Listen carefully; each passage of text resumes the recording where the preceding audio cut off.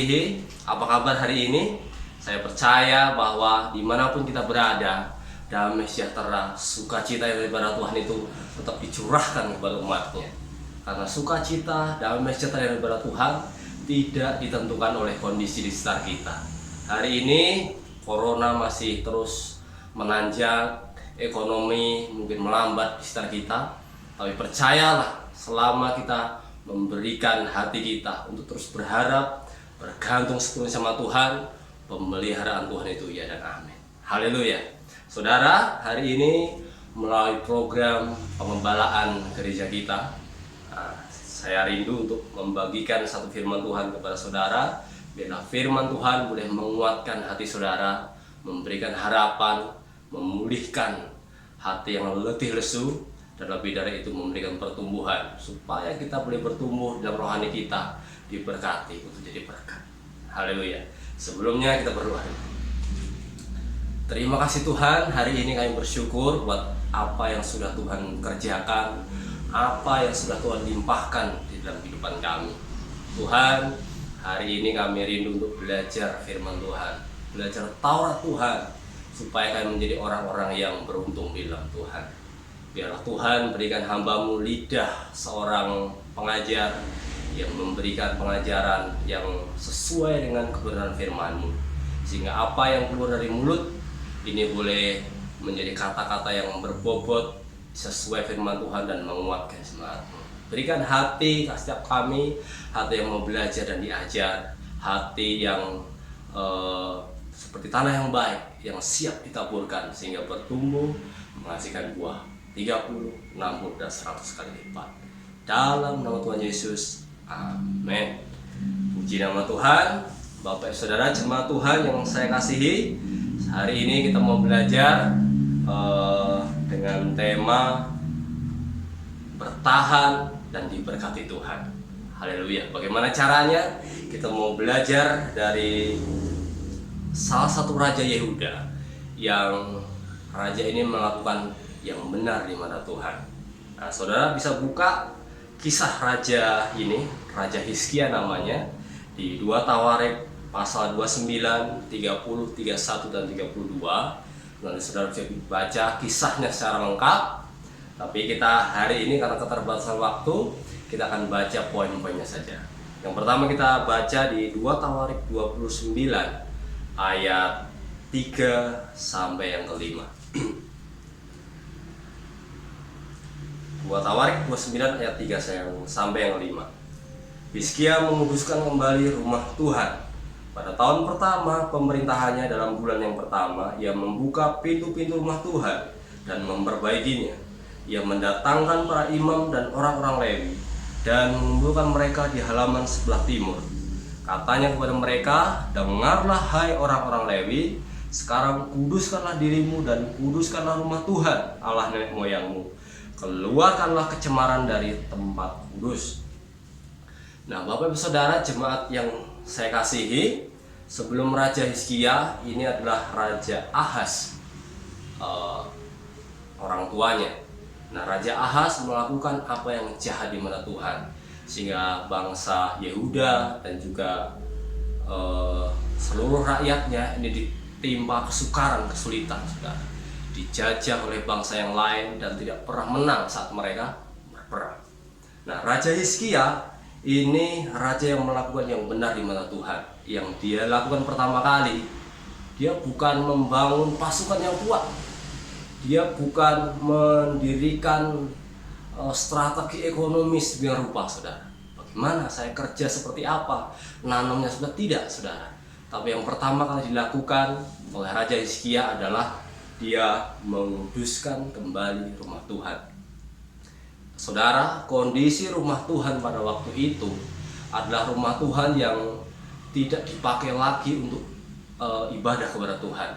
Karena bangsa Yehuda maupun Israel di zaman itu mereka banyak yang menyembah kepada Baal, dewa-dewa, menyembah tidak kepada Tuhan. Ada yang mungkin saking parahnya, ada yang sampai mengorbankan anaknya sendiri, saudara. Nah, saudara, Raja Hizkia yang pertama kali dilakukan adalah menguduskan kembali rumah Tuhan. Dia mulai apa yang seharusnya pertama kali dikerjakan adalah untuk Tuhan. Dia mulai kembalikan bagaimana harus beribadah kepada Tuhan. Dia kembalikan lagi barang-barang yang harus dikhususkan kepada Tuhan. Dia kembalikan lagi apa yang harus Israel atau Yehuda ini lakukan untuk diberkati Tuhan. Jadi saudara, banyak sekali setiap kita, saya dan saudara dan dimanapun kita berada, banyak sekali saat kita mengalami kesulitan, kesukaran, kita tidak mencari Tuhan. Sering sekali kita saat kita mengalami suatu masalah yang berat, yang besar, yang kita pikirkan, yang kita cari adalah solusi kepada manusia. Kalau kita sakit, solusi kedokteran. Kalau kita ekonomi, solusi bagaimana untuk mencari pinjaman uang, bagaimana solusi untuk cari kerjaan seperti apa. Tapi saya mau dorong setiap kita supaya saat kita pertama kali mengalami kesulitan, pertama kali kita mengalami masalah, yang kita tanya pertama kali adalah Tuhan. Kenapa harus Tuhan, saudara? Karena Tuhanlah sumber jawaban. Karena Tuhanlah sumber dari pengharapan kita. Nah, kita bisa lihat sepanjang kehidupan di raja-raja di Perjanjian Lama ini. Kita lihat dari Daud sampai kepada Raja Hizkia ini, setiap raja yang melakukan benar di mata Tuhan dibela oleh Tuhan.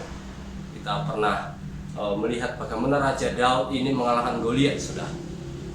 Goliat ini suatu tentara yang badannya sangat besar. Nah, Daud sangat kecil, saudara. Secara matematis, logika, saudara, bagaimana cara melawan Goliat? Harus dengan pakaian perang yang kuat, harus dengan strategi, ilmu silat atau ilmu karate atau seperti apa, saudara. Tapi Raja Daud mengalahkan Goliat hanya dengan ketapel. Jadi caranya yang pertama kali bukan bagaimana strateginya, bukan bagaimana kita memikirkan cara untuk mengatasi solusi masalah keuangan, masalah hal yang lainnya seperti ini, bukan, saudara. Tapi cara yang pertama adalah kita datang kepada Tuhan, apa yang harus kita kerjakan, perbaikan di dalam hidup kita. Itu yang pertama kali kita berdoa kepada Tuhan. Dan Hizkia melakukan seperti itu, saudara. Dia mengembalikan ketetapan, peraturan yang harus ada di rumah ibadah, di rumah Tuhan, di bait Allah. Setelah dia melakukan itu, saudara, Tuhan berkenan. Dan lihat berkat pertama. Berkat pertama yang diperoleh Hizkia di 2 Tawarik 31 ayat 20 dan 21. 2 Tawarik 31 ayat 20. Demikianlah perbuatan Hizkia di seluruh Yehuda. Ia melakukan apa yang baik, apa yang jujur, dan apa yang benar di hadapan Tuhan Allahnya. Dalam setiap usaha yang dimulainya untuk pelayanannya terhadap rumah Allah dan untuk pelaksanaan Taurat dan perintah Allah, ia mencari Allahnya. Semuanya dilakukan dengan senang hati sehingga segala usahanya berhasil. Saudara, saya tuh sudah membaca Alkitab dari tahun kemarin ini 1 kali selesai, dan hari ini tahun kedua saya mau mulainya dengan teratur. Dan saya baca dari Kejadian sampai Wahyu, dan banyak sekali ayat-ayat yang menunggukan bahwa orang-orang yang terus berharap bersandar kepada Tuhan, bukan kepada manusia, kehidupannya dipelihara. Kehidupannya dipelihara dalam kondisi seburuk apapun, saudara.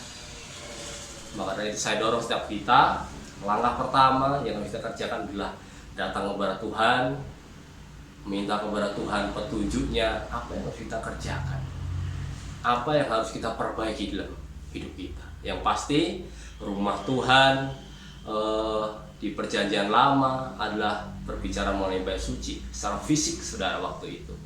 Tapi Perjanjian Baru mengatakan rumah Tuhan bukan hanya bicara seorang gedung gereja, bukan hanya berbicara mengenai gedungnya saudara, tapi berbicara mengenai hati kita.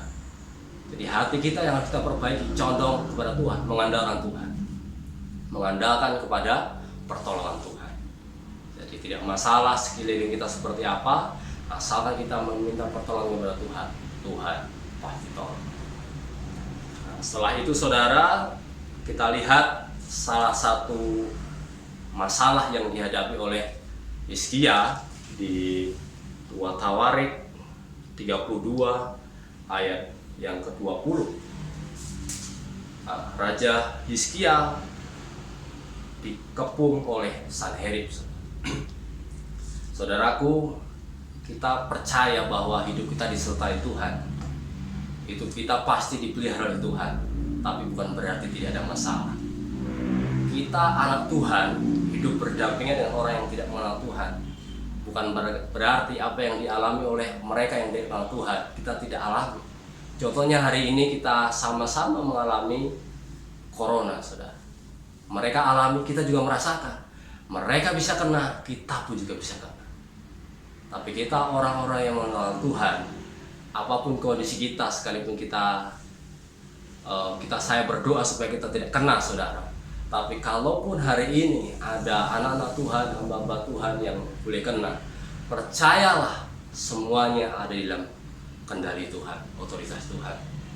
Jadi sama saudara, seperti Raja Hizkia, dia sudah melakukan pembaharuan untuk rumah Tuhan, dia perbaiki, Baal-Baal semua diruntuhkan, dihancurkan. Tapi dia juga mengalami tantangan yang besar, yaitu dikepung oleh Sanherib, saudara.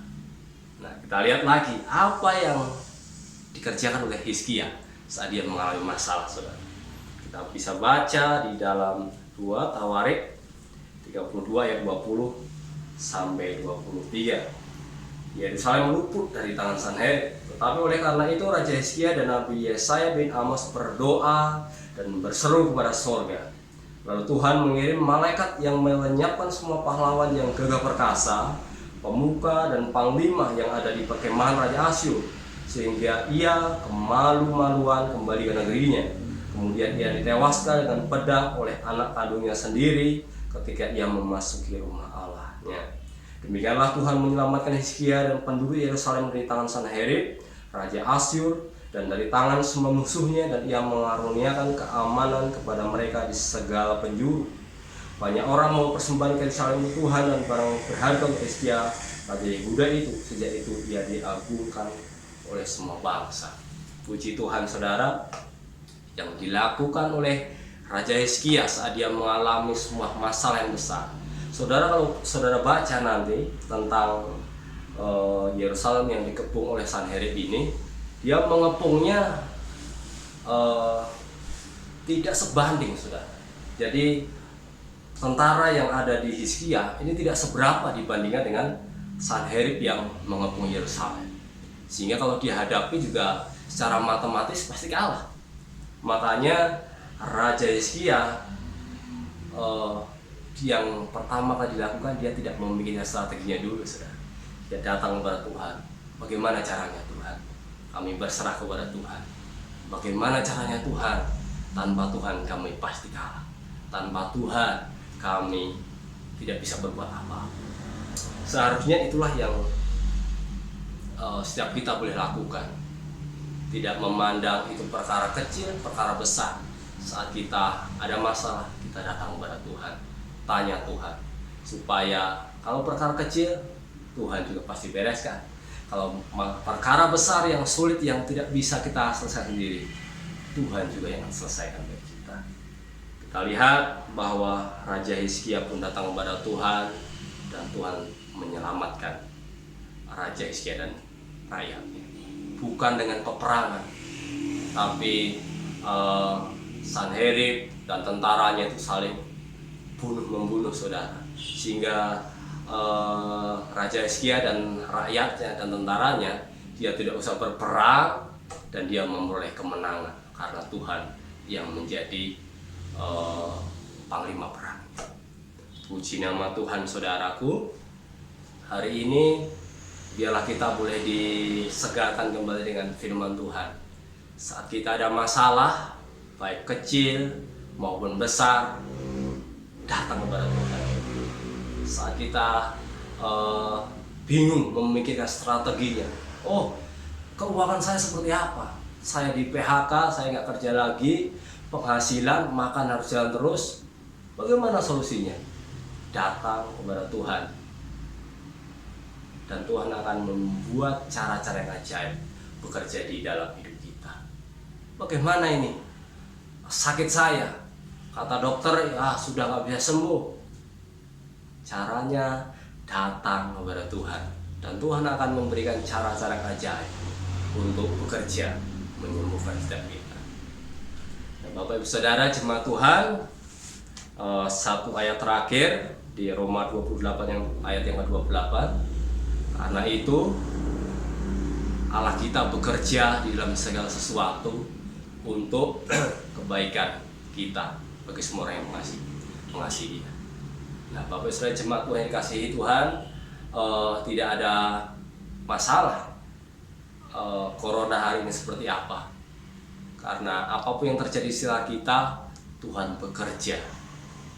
Tidak masalah kalau hari ini ekonomi kita melambat, karena Tuhan bekerja. Tuhan tidak pernah berhenti bekerja. Tuhan tidak pernah berhenti untuk berkarya di dalam umat.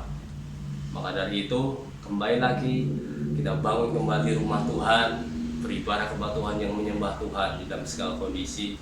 Kita bangun kembali hidup kita yang terus tanya Tuhan, tanya Tuhan, tanya Tuhan. Sedikit-sedikit tanya Tuhan, saudara, supaya hubungan kita menjadi intim sama Tuhan. Haleluya. Tuhan memberkati saudara. Tuhan terus menjaga hidup kita sampai nanti coronanya mereda dan kita bisa beribadah kembali bersama-sama. Sebelum saya tutup, saya rindu berdoa bagi Bapak Ibu Saudara jemaat Tuhan. Terima kasih ya Bapak, kami bersyukur buat hari ini kami sudah belajar firman Taurat Tuhan. Tuhan yang memberikan penyegaran kepada jemaat-Mu. Mungkin kata-kata hamba-Mu terbatas, tapi bila Roh Kudus berkarya di dalam keterbatasan, Tuhan yang bekerja tanpa batas. Tuhan berkati jemaat-Mu, kuatkan, hiburkan mereka supaya tidak berhenti hanya menjadi orang yang berkati, tapi mereka boleh membagikan berkat di sekeliling mereka, supaya bangsa-bangsa tahu ada nama Tuhan yang hidup di dalam hati kami. Terima kasih Bapa, kami tutup dalam nama Tuhan Yesus. Amin. Haleluya, puji Tuhan. Sampai jumpa di program pengembalaan selanjutnya. Tuhan memberkati. Tetap semangat.